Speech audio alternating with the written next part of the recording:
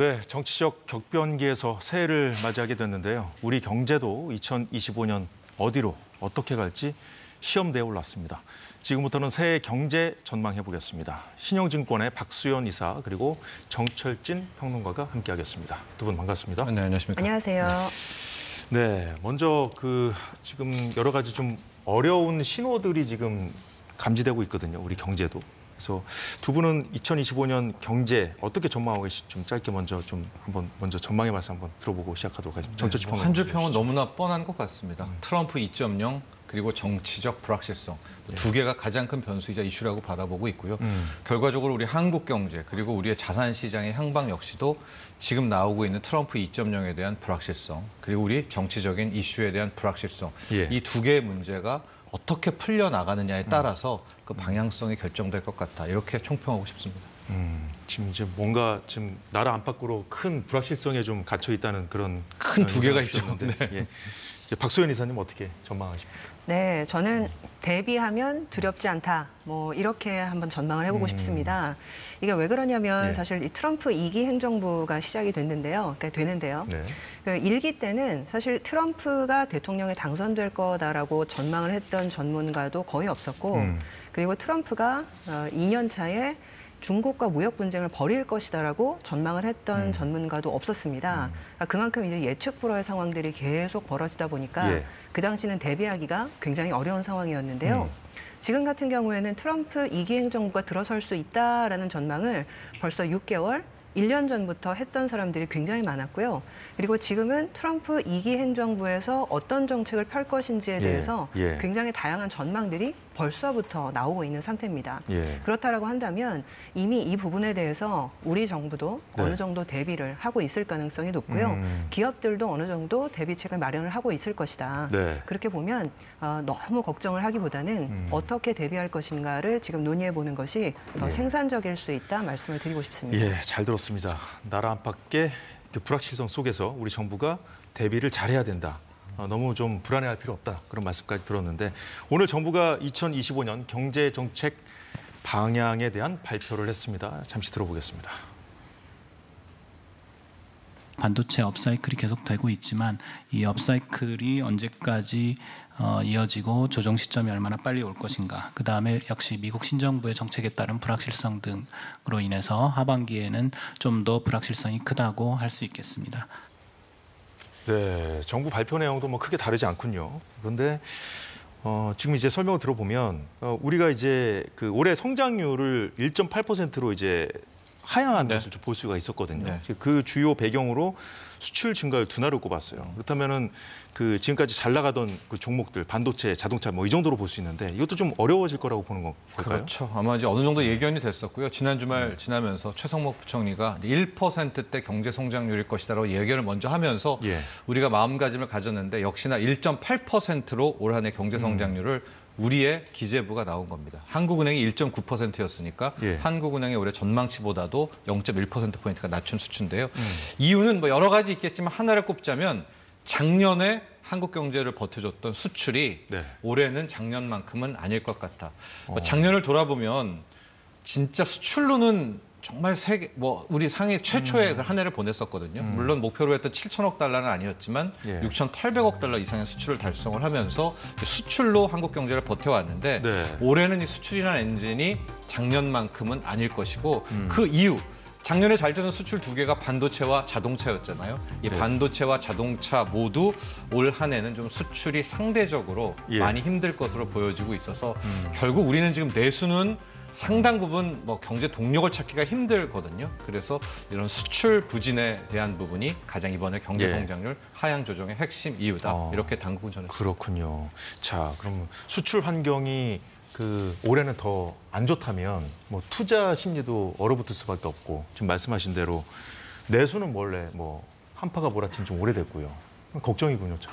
여러 가지로. 그래서 이제 오늘 발표된 경제정책 방향을 저는 굉장히 좀 중요하게 보고 있었는데 사실 또 적시에 발표를 했기 때문에 그나마 좀 안심을 하긴 했지만 조금 걱정스러운 것은 일단은 이 정책이라는 것들은 발표될 때의 규모 그리고 타이밍이 굉장히 중요하거든요.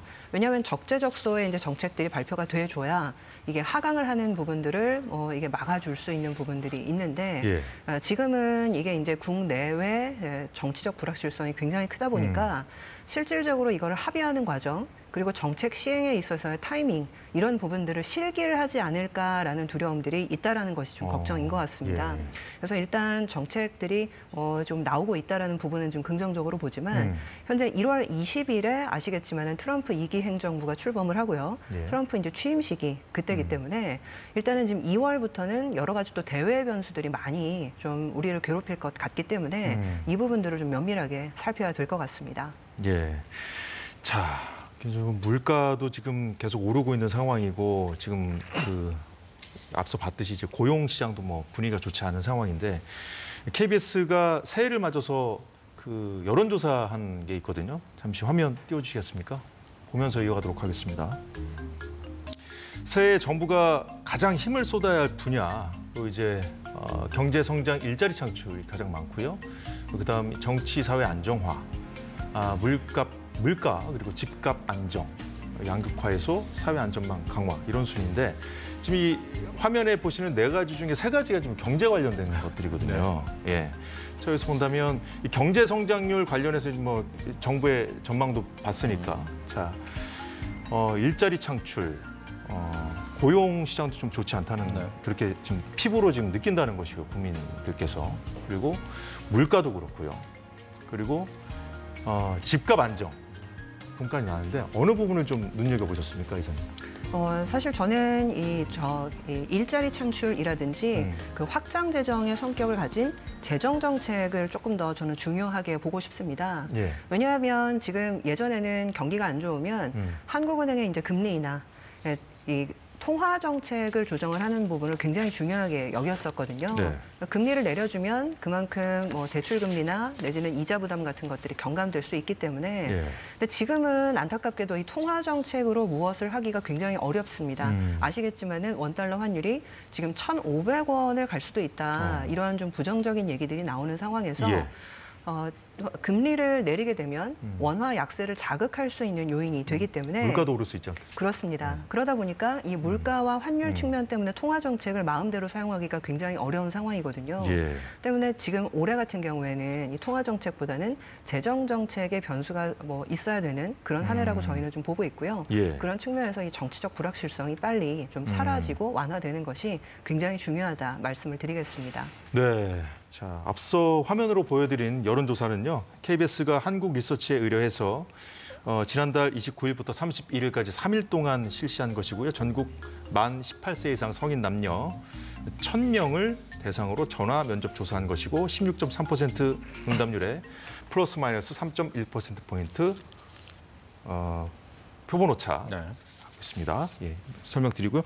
자, 일단 지금 박소연 이사님 말씀 들으니까 여러 가지 지금 정부가 미리 좀 대비하고 대처해야 되는데 운신의 폭이 그렇게 많아 보이지는 않습니다. 그렇습니다. 그렇다면은 지금 뭐 물가 관련된 말씀을 좀 주셨는데 지금 이제 국민들이 지금 주요하게 보고 계신 거 집값 안정 좀 짚어볼게요. 집값 안정. 집값 안정은 어떤 의미의 집값 안정을 좀 원하고 계실 건가요? 저는 이제 이번 설문조사를 좀 보고 24%의 정치 사회 안정화 외에는 어떤 식으로든 다 경제 이슈라고 읽어냈거든요. 그러니까 집값 안정이라는 응답도 아마 크게 보면 경제 성장, 먹거리, 생활 안정에 있어서의 하나의 응답을 했다라고 볼 수 있기 때문에 현재로서의 집값 안정이라는 게 아마 굉장히 레토릭적인 답변이었다고 좀 보는 게 거래가 안 됩니다. 거래가 안 되고 있기 때문에 현재로서의 훨씬 더 중요한 거는 지금 우선 정책 분야 중에서 첫 번째 경제 성장 부분에 대부분 다 방점이 찍히지 않았나 그걸 굉장히 원했다라고 보고 있어서 결과적으로 전 여기에서 좀 세부적으로 집값 안정으로 펼칠 게 아니라 우선 경기 부양이라는 하나의 목표를 좀 잡고 재정과 통화 정책 모두 달려가야 할 때가 아닌가라고 보고 있습니다. 그래서 아마 오늘 당국의 좀 발표를 놓고 보니까 재정 쪽에서는 일단은 예산 중에서 67%, 70%를 상반기에 땡겨서 집행하겠다. 이제 이게 항상 경기 부양할 때 많이 쓰는 방법이거든요. 원래는 이제 50대 50으로 상반기 하반기를 가야 되는데 전반적으로 67% 정도를 상반기 그 중에서도 1분기에 먼저 쏟아내면서 이제 경기 부양에 나서겠다라고 이야기를 했고 저는 오늘 커뮤니티 중에 하나가 이런 얘기가 있어요. 추가 경기 보강 방안도 아직까지 고민 중이다. 추가 경기 보강 방안. 뭐가 애들로 있을까요? 말했지만 추경이거든요. 아마 당국도 예. 이런 정치적 이슈에도 불구하고 추경에 대한 카드도 분명히 하나는 품고 있다라는 것을 저는 이 정도의 코멘트라면 예. 글쎄요. 굉장히 노골적으로 추경에 대해서는 이야기를 했다라고 보고 있어서 이제 재정 쪽에서는 아마 추경 카드를 결국 꺼내들지 않을까라고 보고 있고요. 예. 또 하나 이제 통화 정책인데 앞서 이제 박 이사께서도 잘 이야기를 해주셨지만 현재 금리 인하할 그런 여력은 충분하지 않은데 예. 2주 전이었나요? 이창용 하는 총재 이야기를 제가 듣고 좀 놀랐던 게 그때도 원달러 환율이 한 1,430, 물론 지금처럼 70원대, 60원대는 아니었지만 상당히 높은 수준에서도 올해 통화 정책에 대해서 묻는 기자 질문에 완화적인 그런 정책 펼치겠다라는 이야기를 해서 예. 저는 글쎄 모험이기는 하지만 한국은행도 1월에 금리 인하도 그냥 같이 꺼내둘 수 있지 않을까? 이 카드에 대한 이제 예. 의문점도 분명히 남아있지만 아마 이렇게 통화정책, 재정정책을 거의 1분기 내에 쏟아붓지 않을까 예. 그런 전망을 하고 있습니다. 자, 그렇다면 이제 앞서 이제 두 분 다 이제 같이 말씀을 해주셨는데 그 금리를 인하하기 좋은 환경은 아니지만 이제 1월 달에 한국은행이 금리를 추가로 인하할 수 있다는 얘기가 나오거든요. 네. 그렇다면은 뭔가 좀 부작용도 생각할 수밖에 없는데 미국이 금리 인하를 하기 전에 뭐 선제적으로 올리는 것이 맞다는 그 전문가들 의견도 있고요. 어떻게 보십니까? 네, 그러니까 일단은 지금 내수가 급한 상황이기 때문에 저도 1월에는 분명히 인하를 할 것이다. 그렇게는 좀 보고 있고요. 다만 앞으로 지금 추가적인 인하가 한 번이냐, 두 번이냐 예. 아마 시장은 그거를 좀 궁금해할 것 같습니다. 그런데 이제 너무 부정적으로만 좀 볼 것은 아닌 게 요번에 지금 올해 채권 시장에서 얘기가 가장 많이 나오는 부분이 WGBI라고 해서요. 국제 채권 지수에 우리나라 채권이 편입이 됐습니다. 그러다 보니까 올해 외국인 투자자들은 싫든 좋든 우리나라 채권을 사기 위해서 국내에 자금을 가지고 들어와야 되는 부분이 있거든요. 그래서 아마 봄부터 이 편입이 시작이 될 것 같은데 현재 채권 시장 전문가들이 판단을 하고 있기를 이 채권에 대해서 유입되는 자금의 규모가 예. 연간 한 600억 달러 정도 될 것이다라고 얘기를 하고 있습니다. 근데 이 600억 달러가 어느 정도 규모냐면요. 작년 우리가 연간 무역 수지 흑자로 벌어들인 달러가 510억 달러 정도입니다. 그러니까 작년에 우리가 무역으로 벌어들인 달러보다 더 많은 자금이 채권 시장에 들어올 수 있다라는 얘기이기 때문에 만약에 이로 인해서 환율이 조금 안정화가 되고 예. 원화가 강세로 가게 되면 오히려 한국은행 입장에서는 추가적인 금리 인하를 좀 더 편안하게 바라볼 수 있는 요인이 될 수 있거든요. 그래서 1월 달은 저희도 지금 인하를 생각을 하고 있는데 예. 추가적인 인하에 대한 강도나 이런 부분들은 환율 전망이 굉장히 중요할 것 같다. 이렇게 말씀을 한번 드려봅니다. 환율 전망이 굉장히 중요할 것 같다. 그런데 이제 미국 연준의 결정에 좌우되지 않겠어요? 다수설과 소수설이 있는데요. 다수설은 연준은 이제 올해 금리 2번 이하. 뭐 어차피 네. 전도표를 찍고 물론 여러분 전도표라는 거는 369, 12월에 또 바뀝니다. 그때 경제, 미국의 경제 상황, 고용이라든가 물가 상황에 따라 바뀌지만은 현재 연준은 2번 정도 인하를 얘기하고 있고요. 더 긴축적으로 보는 쪽은 1회 인하 뭐 이렇게 이야기를 하고 있으니까 뭐 상대적으로 금리라는 것이 돈의 가치 아니겠습니까? 네. 현나국의 통화 가치. 한 번, 두 번 금리 인하라고 한다면 현재 강달러를 꺾기는 좀 어렵겠지만 소수설도 있거든요. 저는 약간 올해 연준의 통화 정책의 소수설 쪽인데 네. 시티그룹 같은 경우에는 거의 1.25%포인트 인하를 또 외치는 곳도 있습니다. 그러니까 다시 4번도 더 이상할 수도 있다라고 하는 이제 그런 전망도 있는데 저도 오히려 지금은 일단 점도표는 2번밖에 안 하라고 했지만 제가 바라보는 미국 경제가 올해 뭐 전망치도 2.1%로 좋고 뭐 현재 미국 경제 뭐 미국 이야기를 하지만 예.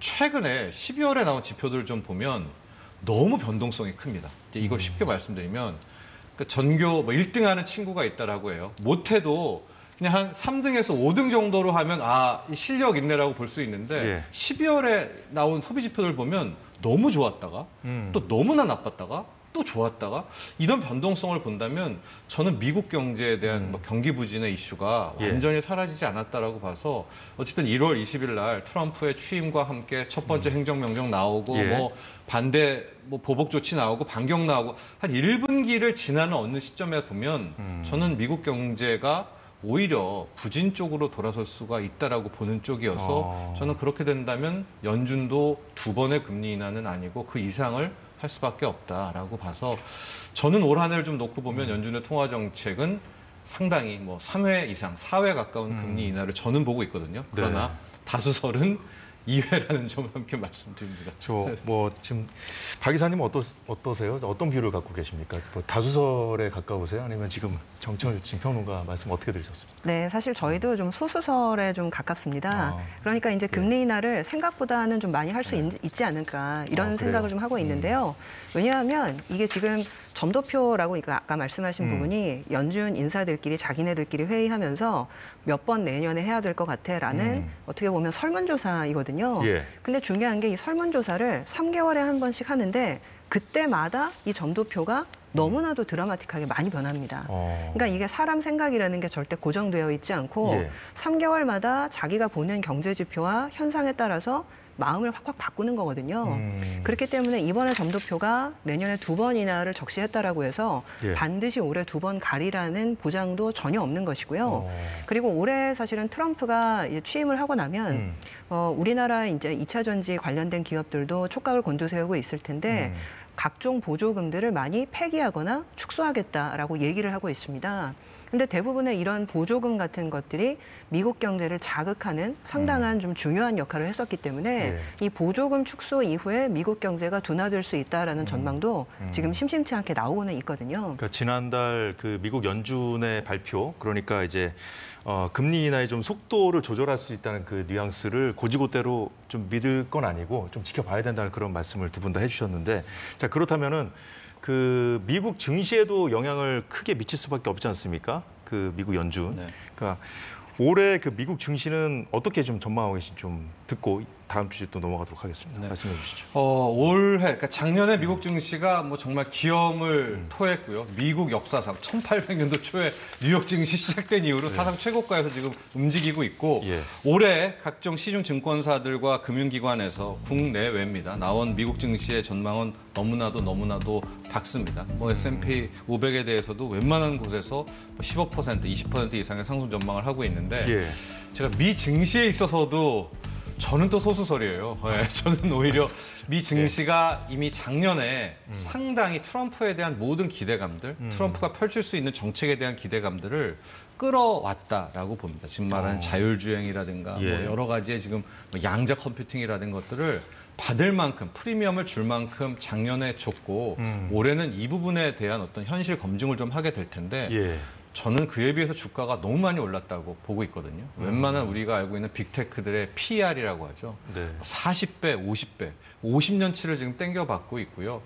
뭐 팔란티어, 또 여러분이 좋아하는 양자 컴퓨팅. 양자 컴퓨팅은 아예 PER이 나오질 않습니다. 왜냐하면 적자이기 때문에 이런 상황에서 주가는 저렇게 솟구치고 있어서 예. 저는 성찰의 시간을 좀 갖지 않을까라고 보고 있어서 예. 저는 미 증시만 놓고 본다면 오히려 빅테크, 요즘에는 이제 뭐 매그니피센트 세븐에다가 뭐 브로드컴까지 겹쳐서 배트맨 이렇게 이야기를 하는데 저는 차라리 러셀 2000 같은 중소형주가 그나마 상대적으로 좀 선방할 것이다라고 보고 있어서 저는 올 한 해에 뭐 미국 증시가 지금 시장에서 이야기하는 것만큼 장밋빛 전망이라고는 보지는 않고 있는 쪽입니다. 저 어떻게 보면은 그 미국만 화랑이다라는 말도 나왔습니다만 그렇게 이제 전 세계 자금들이 이제 미국으로 좀 쏠리다 보니까 더 이렇게 미국 주식이 좀 이른바 뭐 불장이 아니었나 싶은데 올해도 계속 될지 그러면 그 미국으로 자금이 유입된 그 원인을 좀 짚어보면 우리가 좀 더 짚어볼 수 있을 텐데요. 어떻게 보십니까? 네, 뭐 두 가지였을 것 같은데요. 일단은 이제 미국 우선주의와 그리고 공급망에 대한 재편 때문에 미국 기업들이 가장 수혜를 많이 본다라는 부분이 있었던 것 같고요.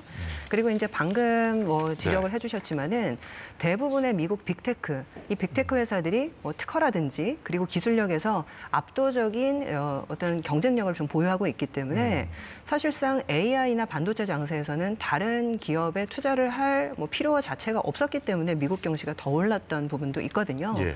근데 저는 이게 우리나라 속담에 모난돌이 정맞는다 뭐 이런 것들이 있는데 올해 트럼프 행정부에서 펼칠 정책 중에 가장 면밀하게 봐야 될 게 예. 저는 반독점이라고 생각을 하고 있습니다.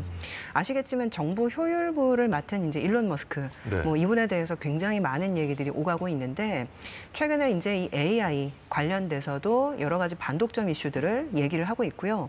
구글에 대해서도 지나치게 뭐 지금 AI를 훈련시키는 데이터 같은 것들을 독점하고 있는 거 아니냐 이런 얘기들을 좀 많이 하고 있어서 실제 우리가 매그니피선트 7이라고 해서 기술주 7개 종목들이 최근에는 과거와 같은 상승세를 구가를 하지 못하고 있습니다. 그래서 지금 전체적으로 지나치게 쏠림이 있었던 뭐 예. 현상적인 부분도 문제지만은 정책적인 변수가 트럼프 이후에 바뀔 가능성 이런 부분에 대해서도 경계를 저희는 좀 하고 있고요. 네. 그래서 미국 증시 쏠림에 대해서는 저희는 충분히 경계가 필요하다 예. 이런 입장으로 말씀드리고 있습니다. 그러니까 미국으로의 쏠림 현상의 원인 중 하나로 뭐 강달러도 우리가 좀 짚어볼 수 있을 텐데요. 사실 그 트럼프 당선인은 그 일기 때도 그 강달러를 선호하고 그러진 않았잖아요. 저금리, 그 금리도 뭐 저금리를 좀 선호했었고 한데 강달러 현상이 계속되면은 뭐 무역 적자고 미국 입장에서 무역 적자도 심화될 수 있고 이런 여러 가지 문제가 있는데 강달러 기조가 앞으로 계속 유지될 수 있을 거라고 보시는죠? 트럼프 일기 때를 돌아보면요, 우선 트럼프 당선인, 트럼프 자체가 약달러의 신봉자입니다. 뭐 이번 선거 기간 때도 그랬고요, 일기 때도 그랬고 본인 스스로는 약달러를 추구를 하는데 예. 시장이 강달러로 간 것이다라고 볼 수가 있겠고요. 지난 트럼프 일기 때도 초반에는 강달러로 가다가 이제 첫 때, 집권 첫 해에서 2년 차로 갈 때는 이제 약달러 추이로 이제 바꾸게 됐던 그런 모습들이 나오고 있거든요.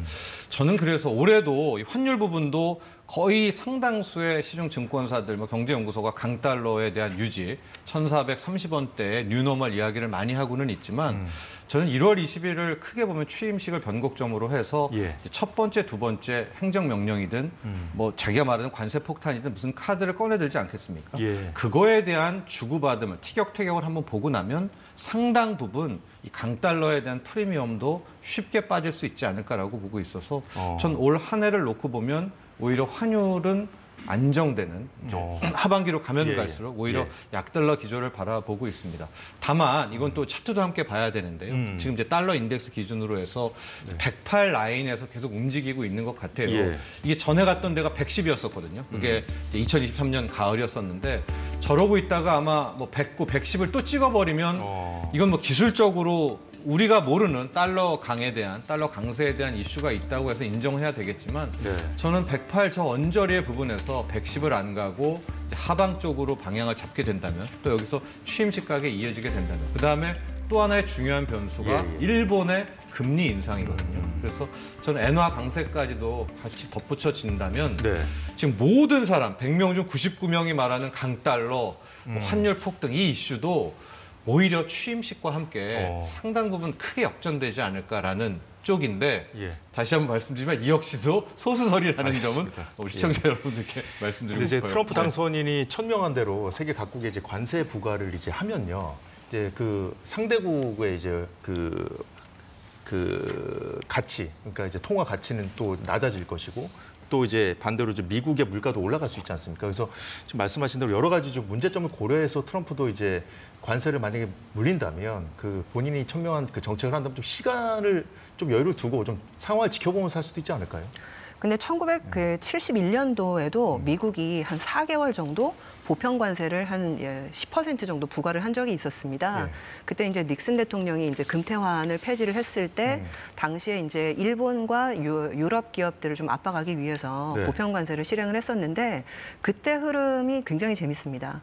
왜냐하면 결국에는 미국 제조업을 살리기 위해서 보편 관세를 실행을 했는데 네. 이 보편 관세 때문에 수출이 안 될 것 같으니까 통화 절상, 그러니까 엔화와 유로화를 절상하는 데 합의를 하면서 보편 관세를 취소를 하게 되거든요.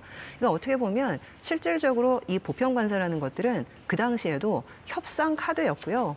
이로 인해서 수출을 자발적으로 조금 감축하기 위한 원화의 절상, 내지는 유로화의 절상, 엔화의 절상을 합의하는 순간 트럼프는 협상 테이블에 나와서 이 부분들을 좀 되돌릴 수 있을 가능성도 있다는 거죠. 그래서 전체적으로는 이 관세 관련해서도 저는 보편 관세가 시행이 된다라고 보는 입장이긴 한데요.